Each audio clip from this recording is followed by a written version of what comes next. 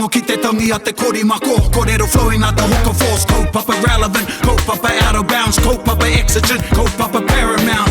Nā ko nā whakapiri mai ki te kaupapa tino whakahira hira whakarongo pi kari mai. Hare mai, o Taringa hare mai. We gotta gather up close everybody. Gather up close everybody. Kani move that body.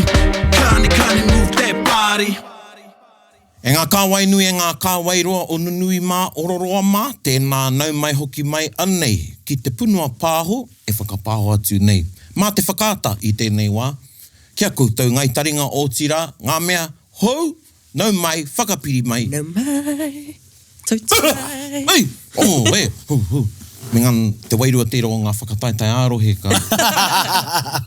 Anei kia taringa. Whakapāho atu ana i te poka pūtonu o taringa, atu i te piki auahi, bustling metropolis of Te Awamutu. Beep, beep. Tēnā rau koutou katoa. Tēnā koutou. And my Tēnā learned koutou, friends, tēnā tātou. it is my pleasure again to be with you. Yes. Tēnā tātou. No tātou te whiwhi. Kia ora. Now, hea te kiwaha Kanoi. was a whiwhi. Hey. Nā, kia huri ki te kiwaha. I nāia tonu nei. I te wā, e noho tonu ana te kiwaha i tōku ihu. Kia ora. Ka pai. Nō reira, ko te kiwaha nei. Kei tō ihu. Kia ora. Kei Kei tō ihu tonu. Ne? Kei tō ihu tonu. I tuku tīwhiri au. E weka? Okay.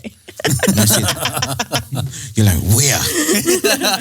I didn't even feel the presence of a tīwhiri. Yeah, I need to try and backtrack. What did you say before you actually said kei toihu? Ai. That one when you referred to your own nose. Yes. Koina. Tōihu rānei. Yeah. Right on the nose. Ooh. Now you've got me thinking about races. Okay. Engari, ka kare tatai te kōrero mo te rehi hoiho. Ka i mea au, hea taku kōrero? Kia huri ki te kiwa kei tōku ihu tōku. Ai. We shall turn to our kiwaha. Yeah. And that's... Right as it is that. Which is right there on your nose. Yep. Right there in front of your nose. Koina hoki. Ai. Koina te tikanga o te kei tō ihu, ne? And I suppose ko te pūtake o te kiwaha nei, ko te whakamahinga o te ihu. Ai. Me ona rā weketanga, engari, ko te kei tō ihu, exactly what you said, right there in front of you. Right in front of you. Yeah. Right in front of you like your nose. Yeah. Some people can't see their nose though. Is that a good thing or Well, bad sometimes that's as far as a person can see. Koira hoki. Koira hoki. E ina i te whakaaro au, ka tāia tērā kiwaha me te atu kōrero te tūhono. You know, you could say, ara, kei tō ihu e pūkana ana ki a koe. Ai, e pukana ana kia koe. Yeah. It's right there looking at you. Yeah, it's right there in front of you, looking at you. Yeah. Yeah. Kei tō ihu e pūkana ana. Tai pau meke ana i tō ihu. Just about smacking you in the face. Ka maharau, it wasn't only, it was about, e rua pō pēr ki mua. I te awhinau i taku mātāmua. Ki te whakatutuki i etahi ona mahi. Hea no tā tātou kupu mo te whika, pāngarau. Oh, pāngarau. Ngā whika. Ngā whika. Kōrero ana mo te whakarea.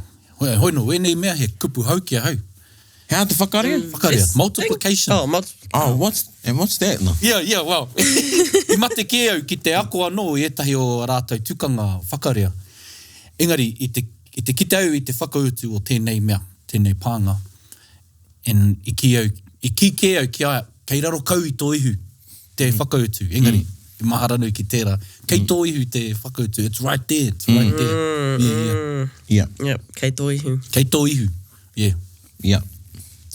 And, you know, ko te atu whakamahinga, me oti tēnei kaupapa, Ai. I ngā rangi kei o tātou ihu. Ai. Yeah, and that's probably a level 5 Yeah. whakamahinga. Yeah, you just took it to another level with that one. Is that a suggestion while it's while it's a good time to, or just to make haste. Yeah, the day's right in front of you, eh? Yeah. He pau. Kei whiti ana te rā. Koe rā. Oh, okay. Yeah. I was cautioned once. I ki au. Me whakahua tēnei ingoa, tētai o mātou whanaunga ko mate, ko huri. Me whakahua i aia kei te tihi o taku arero. Ka ki mai, me kaua tērā e noho ki te tihi o tō arero. I went, Okay. So there's a caution. Yeah. Ai. Yeah. Ai tika tēnā te me...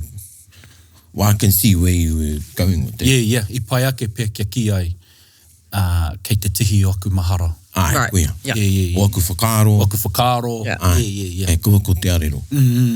Okay. Mana. Mana. I reira kei, te taiwa. Yeah. Well, you know, I've heard someone e hoki ana ki te ihu, engari ki te ratu kore mo te ihu hupe. And kāre te tangata nei tino moheo ki tērā kiwaha? Ihu hupe. Well, i kawahaere te wairu o ngā kōrero i muri te whakaputanga o tērā kōrero i te tei. Ai. Yeah, and don't get this one confused, you shouldn't have any confusion. Māna kāre tika a māua mātou kōrero, engari te ratu kōrero ihu hupe, me te tō ihu. Tō ihu. Which is like butt out. Yeah. Oh, okay. Hey, your nose is in there, get your nose out of Yeah. it. Yeah. Like E rere being ke tērā. nosy. Yeah. Koea. Yeah. Engari ai. Kei But tō ihu hupe is in like hardworking. Kāre. Kaore. Hea te hardworking ihu. We could just do this one about body parts. That's not what this one This is not when Oh, gosh. Wow. your nose what is... do I- Ihu hupe. Oh, Yeah, me hoki ki te ihu hupe. Hea te ihu hupe. Snotty nose. Snotty nose. So... Geez, I don't know. I can't remember. Ki te timatau ki te whakāhua tangata, kia ri te pai au ki o Pūkenga, he ihu hupe tonu au ki taua mahi. I've just started. You're like learning. Yeah, So you're amateurish. a learner. A learner.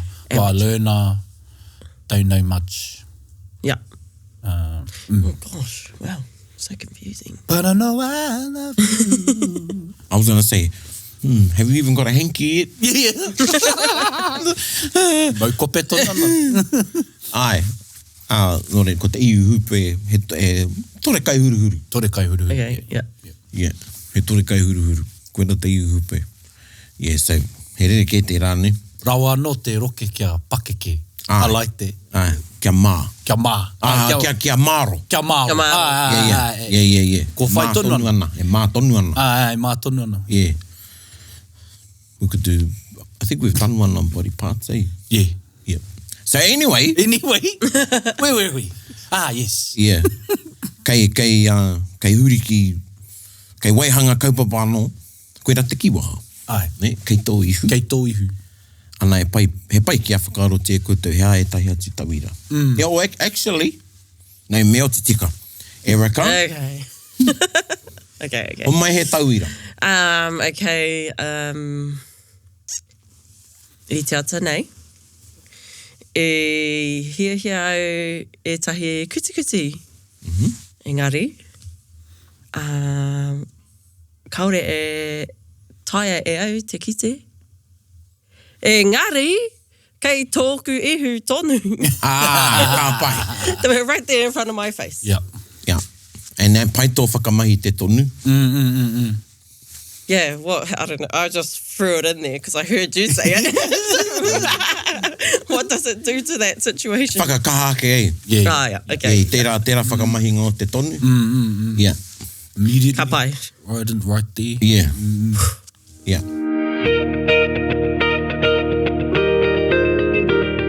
Ko tā tātou kaupapa i tēnei rā, ko te mana o te hapū. Kia ora. And we got a man over here. Ai te kau te wai. Engara menu i, like, te mana o te hapū, ai. Koe a tātai kaupapa kōrero i tēnei rā, te wānanga. And, well, I'm going to throw it over to you, Erica. Okay. Yep. Maunga kōrero timata. Okay, well, where to start? Well, you know, as I've been going along this learning journey, back in the day, I used to think, what was the point? back like 5 years ago. You know, I was so confusing, like, you got your iwi, and then you got a sub-tribe, the hapū. And I just always thought that the iwi made the overarching sort of decisions and kawa and tikanga for everyone encompassed in that iwi. Yep. But as I've gone along, I've realised, no, each hapū is way different to each other. And I see that now more clearly down in our own iwi and whānau. And as I've been like learning about our iwi negotiations, treaty negotiations, and yeah, it's quite, I don't know if it's unique to how everyone else has done it, but I know in Te Whānau a Apanui, our treaty negotiations are determined by each hapū. And then after these settlements are, I don't know if they'll be over completely. I don't know, is it ever over? Kore rā wātu. Next month, on June, after they've initialed this agreement, I think, the Te Taumata created, and it's got a representative of each hapū to determine how the settlements get distributed in amongst all the hapū and stuff. So yeah, well, that's where I'm at with Te Mana o Te Hapū at the moment. Now, does to be the devil's advocate here. Yeah. Not that I do that often. Does each hapū within the hapū have a say about what the hapū says? I'm only putting that out there, ko mo te, because koutou, tātou, you know, you learn, you might be on your journey. Aye. Ka ako koe ko e tō iwi, and then you learn one hapū. Yep. And then you learn there's two hapū. And then there's tōru pēnā hapū. And then there's a hapū, i roto i te hapū, i roto i te hapū, i roto i te hapū. And ki au nei, koe rā tētahi mea, me whakawhānui. I roto i ngā wānanga, ngā akoranga rānei, i ro krahe, is that it doesn't go iwi hapū. Or nucleus. Yeah. You know. Yeah. It's not a black and white thing. Yeah. Te hapū. No. Wa koene, e whakaro ana, me turaki te rā, pikitia, do we do away with that diagram so it's not even taught? Or, you know, is that a good way to start? And then you have, there's a layer and layer. Well, I go back to the 90s. We're taking it back. Great era then. And you know, ki au nei, koe rā te wā i rongonui haere ai te pepea. Aye. And we've spoken about pepea, so we're not going to go over that. Ana i reira ka toka ko mea te iwi, taku iwi, ko mea taku hapū, Yeah. ko mea taku marae. And I think we're locked in that. A lot of people are locked in that. You know, even, you know, toawa. Yeah. I roto i a mātou, you got three picks. Yeah. E toru nāwa. Tētai ko waikato, tētai ko manga kōmua, tētai ko pūniu. Now, the majority will say pūniu. Aye. Engari ko waikato te awa e moho tiana, koe ra te awa rongonui. Yeah. But I've always felt, well, I don't go to waikato. Yeah. And it's the same with the hapū. Yeah. You might have all these hapū i roto i a koe, no tērā hapū, but ka whakahuatia te hapū e tata ana ki tō ngākau. Yeah. Hey, koe rā tō pokowhiwhi kaha. Yeah. Yeah, and that's why I was asking that pātai, because and once you unpack that, and you know, well, you know, talking about settlements over here, well, over here, he rere ke anō. Aye. E ni rere ke hoki mātou. Koe rā i puta i e tei, i roto i te. Now we're talking about entities. Yeah. Aye. Yeah. Here. And koe ne taku pōuri. ki nā mahi. Yeah. Wāwāhi. Wāwāhi. Wāwāhi, ne? E ne, e hare a tātou te rāmahi. Ai. Engari, I puta mai tērā I roto e te kōti whenua Māori. And I puta I te mai a tā puhi wahi, ne? A te kōti. Ei, ko te mana, tuarua, ko te kōti whenua. Ana, I mōheo a tāwhiao, kingi tāwhiao. Me tehi atu, ki te mahi māminga a te kōti. Te kōti whenua Māori. Kōti whenua Māori, ai. And yet, you know, he people mai hori. Ei, waihanga whakapapa. Waihanga whakapapa. Yeah. Tāpiri, whiti. Yeah. Yeah. Tūpuna. They did that because, and I'm, you know, I don't want to say I'm justifying, but I'm trying to find reason, understand pai kei tō kōrero, understand why they did that. Ai.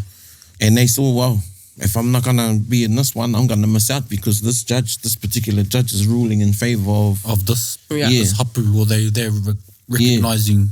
Yeah, and it's created an identity crisis Oh, absolutely. for a lot of people. True. Well, because from some of my own hapū understanding, you've had to create a new, natural large grouping. Yeah. Or Yeah. Yeah. Or a natural grouping big enough to be looked at as a body that can take a mandate. We're talking claims here. But it's changed the identity of some hapū. Yeah. And yeah, kōrero ki ana mō nāianei ne. Yeah. E hara tērā I te mea, well, e hara I tērā I te mahi I pērā ai, I ngā wāwa. Wai, yeah, koe rā hoki. And I roto I te wā, there's so many layers to this kōrero about that, te hapū. Well, tuatai. Ko te hapū, koe nei te whānau Original. take, ai. Yeah. O te Māori. Yeah. Ai. Ko te hapū. And then as time goes on, you just naturally sort of have new hapū as each whānau has a whānau. A koe nā. The whānaus are so big. Yeah. Koina te whakapapa e mahi ana I ana mahi ei. Yeah. It's, yeah, collectives. Yeah. Yeah. You know, and ko tōiu I tētahi tauira pai. Nā, mo te whakamahinga o te whānau, mo tētahi toko nui. Toko nui, yeah. Ei, That's why I want this today. Pararaki ina. yeah. Yeah. Yeah, are there any Ngāti I roto I te whanāpanui? Not wiwi Ngāti. I think, I may be wrong, but after the drowning at the Motu, some of the hapū sort of changed their names for a bit there. Okay. And so I might be wrong, but I think there's a Ngāti Horowai. That's all I can remember right now. But they were names that related to that event. 'Cause, yeah, that was a pretty big deal. Still is a big deal. Te ora. Oh, yeah. And like whānau, heaps of whānau changed their last names in remembrance of that event. Like butlers, some of them are Augusts because it happened in August. And Yeah. things like that. And one of my koro, his name was Pita Hauraki, my great koro. And he found one of the people that drowned, that washed up on the beach, and he covered them with his oilskin. Yeah, tarpaulin. Yeah. And so, yeah, they started calling him Taporena. Taporena, yeah.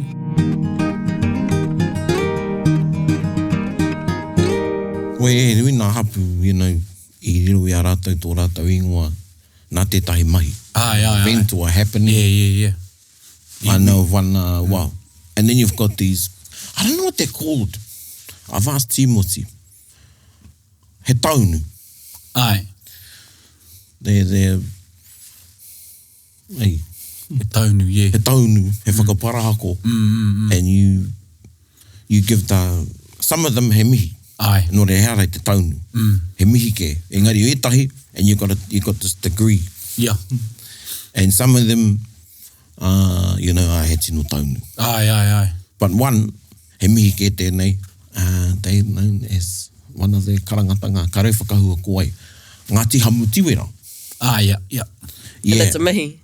Yeah, because, well, I haere tētahi atu hapū ki te patu. And they heard about it. Hey. And they were outnumbered. There's no way they were gonna... But the rangatira o te hapū, he timed it so when he knew when they would arrive. Was early in the morning. Koe nei te hauotu, and we're speaking about the hauotu. Yeah. And he told everyone, you know, to save their shit up. And then haere ki te, and tīkona te kāinga. Ai. Tīkona te kāinga. And when ka tainga hoariri ki te pā, well, they'd all left. They'd done their morning business, because they've been holding it in for how many days. And when ka whakaekehia e te hoariri, it was just steaming. Roke. Ai. Hey. Oh my God, what a picture. Yeah. Now, he mihi ke tērā. Nā te, you know, because e mārama te rātu rangatira. Hey. Yeah. And I roto i tērā mahi, because you only, you know, you did your business in one place. Yeah. But because I tīkona te kāinga, ei, kāri hihiatia. Yeah. Ei, so tērā mai. Nā te atu hapū, ko Ngāti Wero Hamuti. Ai. Ngāti Wero Hamuti. And the kōrero is, so ko te Wero Hamuti. This tupuna of ours, I'll say. He was a jealous man. He tangata pūhaihai. And hea tāhua tana wahine. Tētahi pō ata or something. I haere te wahine ki te mahi tāna mahi. And when she got back, he asked her, I whea koe? I whea rawa koe? Whakātungia mai, kei whea te wahi. Ai. And, you know, she took him over. And he put his finger in it. To measure the temperature. Yeah. Yeah, to see how long, you know, if it was Yeah. hers, or to see if she had, you know. Yeah. And he put the tērā kōrero. Now, it must have been her that told everybody. Yeah. Because it was only, you know, I can't imagine the that- whole hapū going there. Yeah, I'm going to check it. Yeah. I'm gonna- yep. Let's watch him put his finger. Yeah. Oh, maybe it was, eh? Well, he's going to stick his finger in there, old fella. So, koe rā tētai ingoa. Ai, kia ora. Ngāti hamuti wera, o mihi o tui tērā, and te wero hamuti, well, yeah. So there's era ingoa, but te hara era ingoa I te ingoa, ka piri moa ke tonu atu. Ai. Engari, then you've got you know, ngā karangatanga ingoa nei, ngā ingoa ake o ngā hapū, no tētahi, as you were saying, tētahi event. Events, mai ki te ngā... Yeah. Yeah. Yeah, he nui pērā.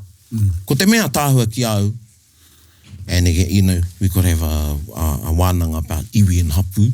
Well, this is really, ko ngā kupu iwi hapū whānau, ei, no te tangata tonu, Ai, no te tangata. ko iwi, hapū, me te whānau tanga mai, ei, there's also whānau.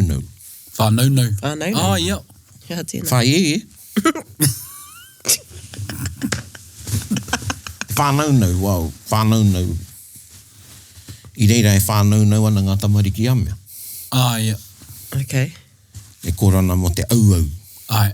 o te whānau. Ai. Pa he kupu mahi ki te whānau. So, you know, the kupu that we can trace to the birth and the growth of a person. Ei, ana, koe rā no tētai mea tāhua ki au o te kupu hapū. Ai. Yeah. Yeah. So yeah, that's the reason too, you know, ka huri etahi, and they don't like what's happening in something, so they go resurrect. Yeah. I won't say make up, but they resurrect the hapū. Ai. Kua roa e moe ana. Ai. I whenumi rānei, so they, you were, wanda, karepirangi ki te whakamai, te kupu assimilated. Engari, no ngā... Oi, piri ngā toto. Yeah, koe rau, piri ngā toto, I like that one. Yeah. Piri ngā toto. So ka ngaro tētai ingoa ei. Ai. E pērā anō a mātou. I roto I tō mātou rohe o whare puhunga, raukawa ki whare puhunga, si hapū anō tērā. Whiti te kauma whia nei ngā hapū. Nea. Wow. And I know about 15. Wow. And Waimare I tū te tai kaumātua when they were doing our block in the land court. And nāna e tai I tāta, I aukati, I whakahe, Yeah. I whakaingoa I ngā hapū nei. Whiti te kaumāwhia nei o ngā hapū. Are these unofficial, official, like how do you recognise them as hapū? Well, e kore ana mō mātou. Ne. I tēnei rā, if I was to go around I roto I oku hapū o wharepūnga, my cousins and uncles and aunties might know one or two. Ei, ko te hapū matua. Ai. And e tai atu, but they wouldn't know the other ones. That they do whakapapa too. Yes, yep. But kāre e rā hapū I kōrero tia. What validates a hapū to be a hapū? Well, Yeah. I know kei te ture ana kōrero. Mo te whakaoho I te ingo o tētai hapū, he mahi tērā ko puta mai roto e nā mahi tiriti. Ai. Ei. And then ka huri e tahi ki te kume. Oh, hey, they plucked that hapū out of the sky. Out of the sky or... That's been gone. Bro, nei. And you know, well, was it right or was it wrong? Aua. Kei te ngākau o te tangata. Koia, kei te hiahia rānei. Koira hoki. E tahi wā, a whānau, they don't know koira tō rātou hapū. Yeah. They think they're this other one. Yeah. And then ka haere te wā, ka rangahau e tahi, and they find out, hey, we're not even this one over When this here. is not us, yeah. Yeah. So, it's a case for identity to a kiritanga, Yeah. I rāhuatanga katoa. Yeah. And what's not to say you can't have a new hapū based on Yeah. your pena ko te nui o tō whānau. Ana. Ka hapū. Muhena ki tētahi whānau, ko te aitanga Yeah. o tātou whaia. Yep. And so, kei tēnā te mana, and talking about kia hau nei, if you're famous, e tahi wā, ka hau te rongo o tō hapū. Ka huri mai e tahi o whanaunga, ka huri mai nei, nā, koina tō tātou hapū. Yeah. Yeah. No mai ki au nei he mea rongo nui, ka rongo nui te mahi a tō tupuna, ana, koina te mana o taua hapū, ko maiangi ake. Yeah. Well, kia kōrero mō Ngāti Raukawa. I think it's 1, 2, 3, 4. E rima pea, ngā whakatupuranga I muri mai I a Raukawa, ka puta te karangatanga o Ngāti Raukawa. Oh, ne? Yeah. So, kāre āna mokopuna, Ai. whakahua I tērā, na mokopuna tuatahi, tāku e kōrero nei. But, e harai te mea, mā ngā tuākana, Ai. te mana o te ingoa, e hāpai I roto I te karangatanga hapū. Ei, No, I'm a bit lost. I'm saying it's not always the oldest descendants Yep. from the line that uphold the mana of the common ancestor. Ei, Yeah. Eponymous? Eponymous. yeah. Yeah. Oh, I'm thinking of one of my mates who uses that word, me te tino he. Anyway. Eponymous. E harai te mea, mā reira rawa, te ingoa, e orai, e tai wā ka heke te mana, ki te pōtiki, ki ngā teina, Ai. nā runga I te ahua o ngā mahi. Ai, Yeah. ai. Aira? Yeah. Hey, so there's that. Those of you at home who are listening, and not te kainga, so those of us from Wharepūnga, and we use one of our hapū publicly, and we shouldn't. Well, I know when one of our kuia, the same kuia, they pulled me up on saying aroha mai, and I asked her, oh, Ngāti, and she goes, oh, no nahi noi ho te rā, kōrero, hapū. Oh. I says, oh, she goes, Hoinō, he kōrero, whakaaroha tērā. I wainga nui anō, I a tātou tonu.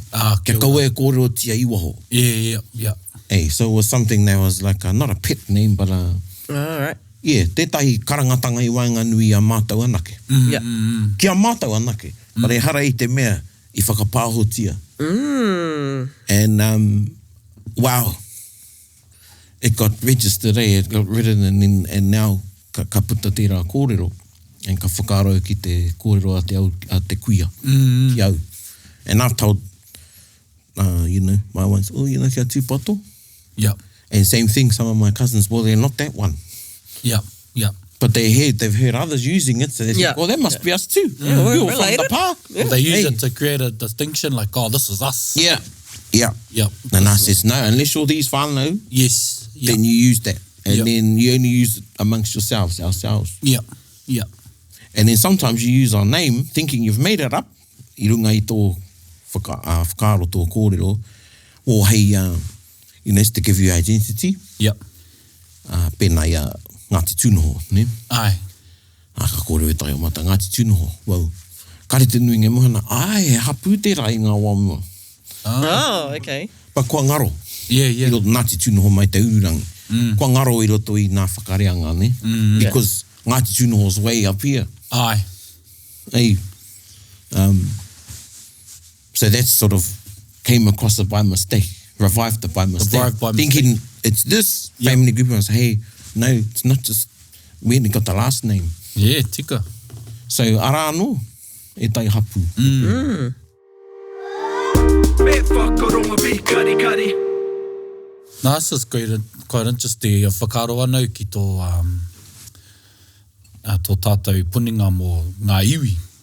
Yeah. And the amount of, so I think it's pre-100 eps, our kōrero about iwi. And how much, so, well, I remember my re-indigenizing my titiro, or my outlook on our Māori map. And realizing, and this happened when something else was happening. I was reading about mahi whakaputanga, tiriti and all that. And I was like, the manas and the hapū. The manas and the hapū. But you you start looking at ka timata tō titiro ki te ika me te waipaunamu me ngā taiapa o rohe-rohenga ripa tau wārai a iwi, kātahi ka wāwahi anō, ka wāwahi Yeah. and you just look around and your whole landscape has changed. Yeah. And that's what's happened even within our whānau ki te taitokero, just the amount of hapū whānau, and you realise, e ki te anau te mana.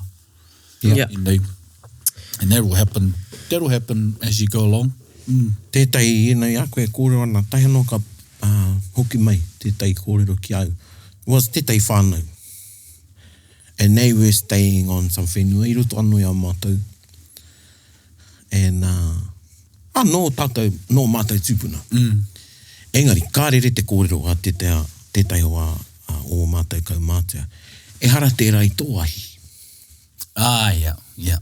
That's not your fire. Hey, e hara tērā i tō ahi. Yeah. And wairua o te kōrero o te whānau, I putai tērā kōrero, wow, kei te whenua mātou, e tiaki ana mātou i te whenua, te mea. I runga te wairua pai. Kārere te kōrero te kaumātua, e hara tērā i tō ahi. That's not your fire. They didn't get it. Yeah. I mate te kaumātua rā ki te whakamārama. Kia rātou hea te tikanga o tērā kōrero. That's not your fire. So they're looking after someone else's fire. As in, like, ahi kā fire. Kuia. Yeah. Yeah, but they think that's their fire. Yeah. Hey, Because they've stoked it. Yeah. because they've been there stoking it. And then it raises questions, I reira ka puta anō ngā whakaro tikanga, kōrero tikanga. But, I te mea, I tupu ai rātou I roto I te whakapono, kare ki pōhehe, nō rātou ake, nō rātou katoa tērā wāhi, koe ake tā rātou mai. Koe ake I pērā I rātou. E kare tērā kōrero, e hara tērā I tā koe tau ahi. E pai tērā. Ana, he pērā anō. Ki te tiro ki etahi o tātou whenua e noho ana etahi. Ki reira, I runga I te whakaro pai. Yeah. Engari, hara tērā I tā rātou ahi. Well, just like, yeah.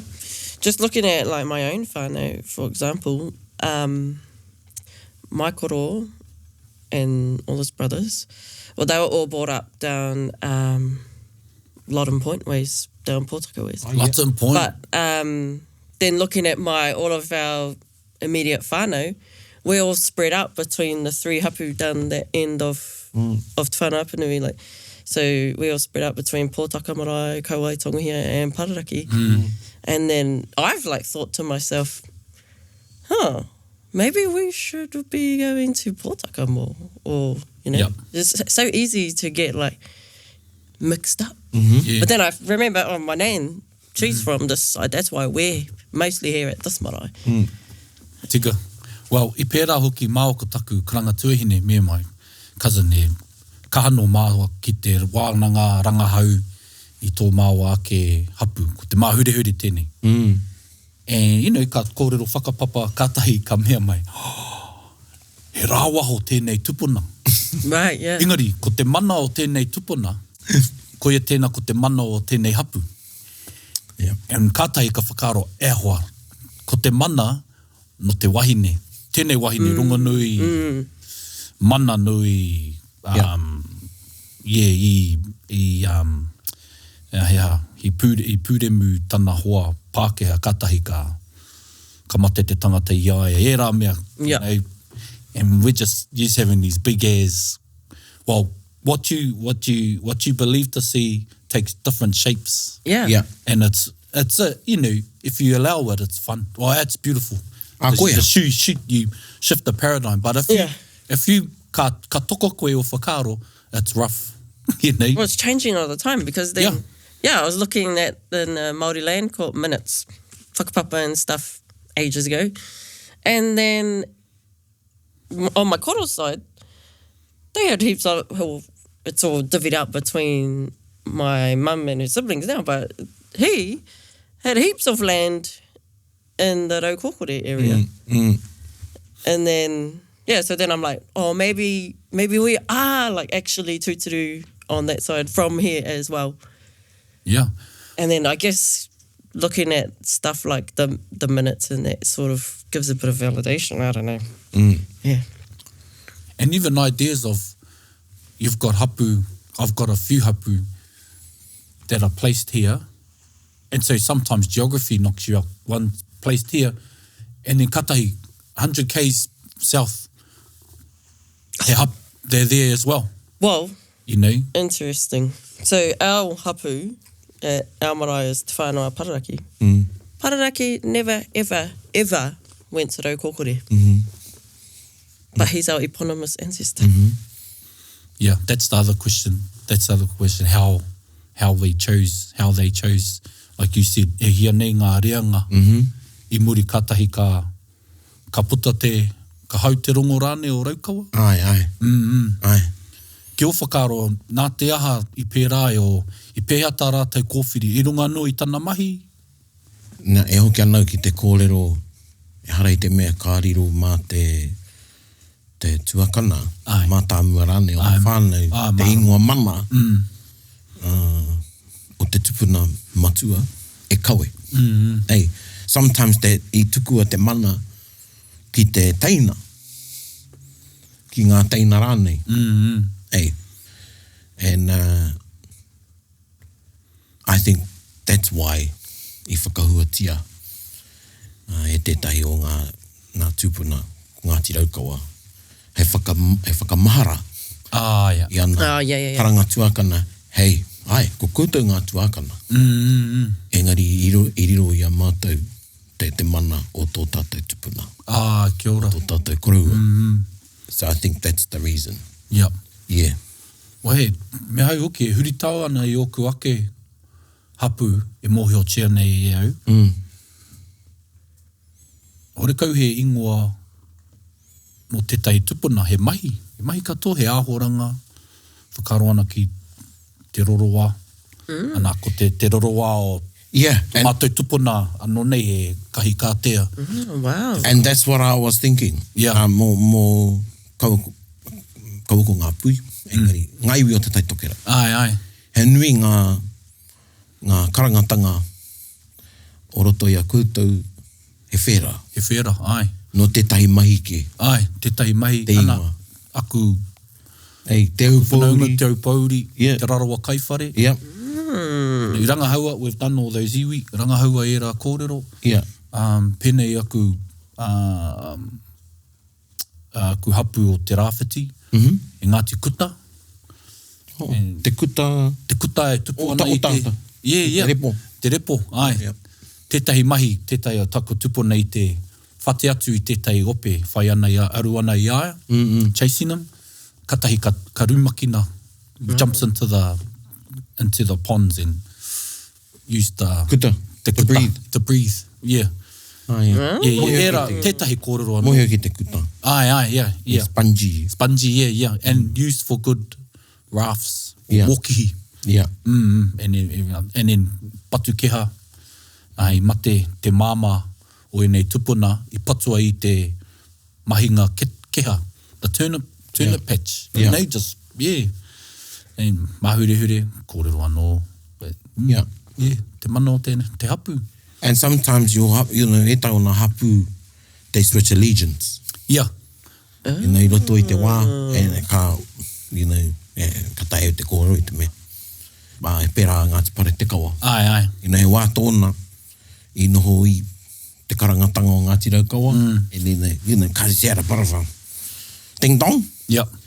And they went on the other line, and then aligned with Ngāti Maniapoto as a hapū of Ngāti Maniapoto. Yeah. Okay. So I think, So when you say switch allegiance, like, well, then think did ko te- they... ko te rangatira, no te rangatira te mana. Yeah. Me te Yeah. whakapapa anō. Yeah. Okay. I I tō think- wāra, and said, Yeah. Yeah. and ko pērā. They don't, it's not like you forget, Yeah.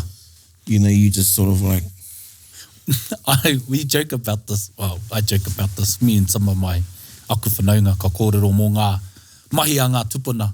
When they go, they'll be squabbling and then they'll see something else. We'll settle this later. Come on. And then they go off and they Exactly. settle another take. Yeah. And they go, right, where were we? yeah. You know?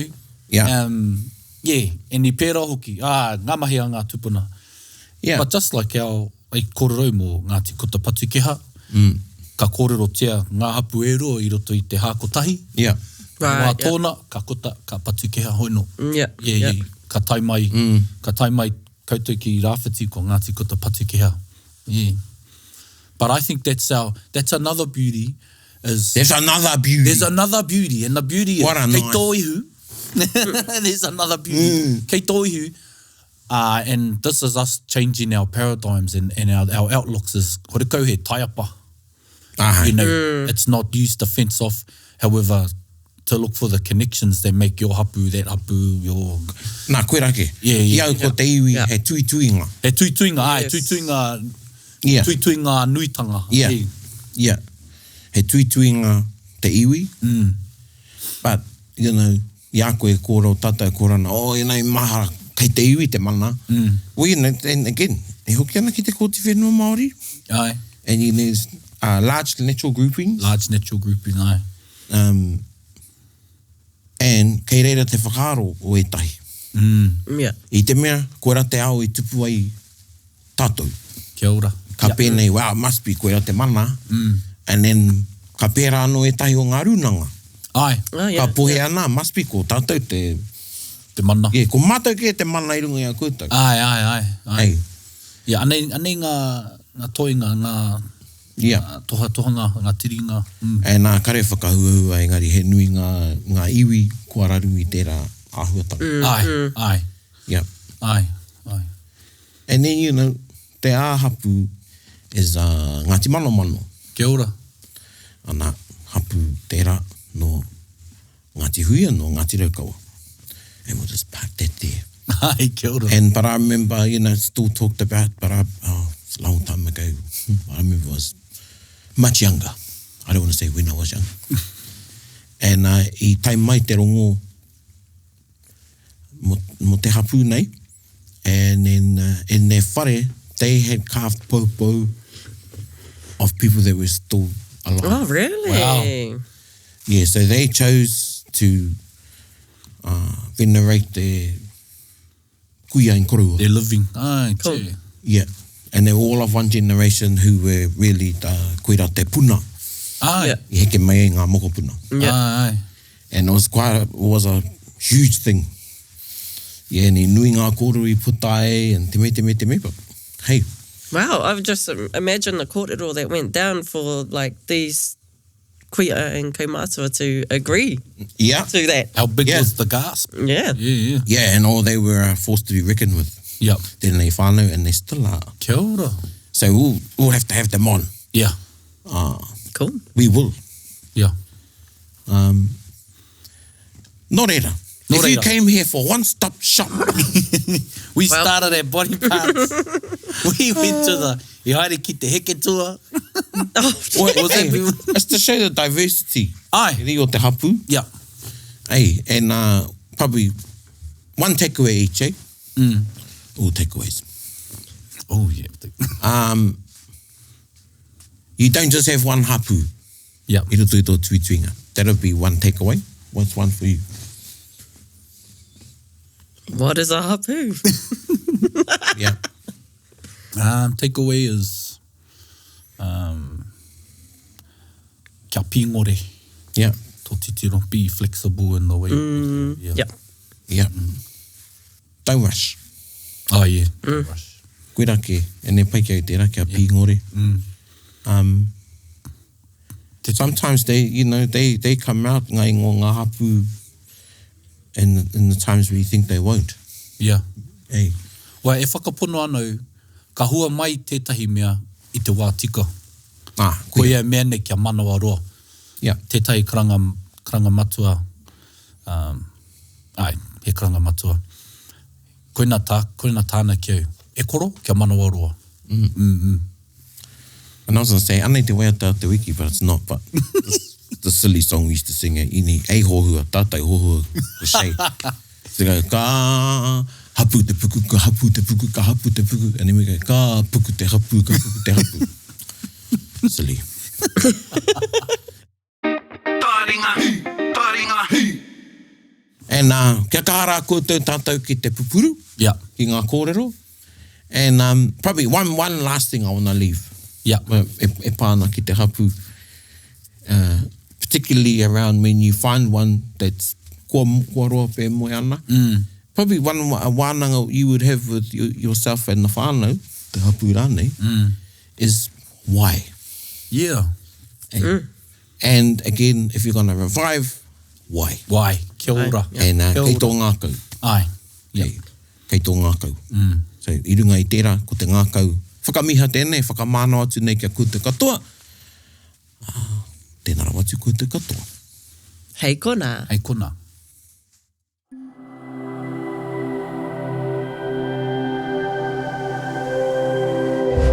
Ko te reo, te take.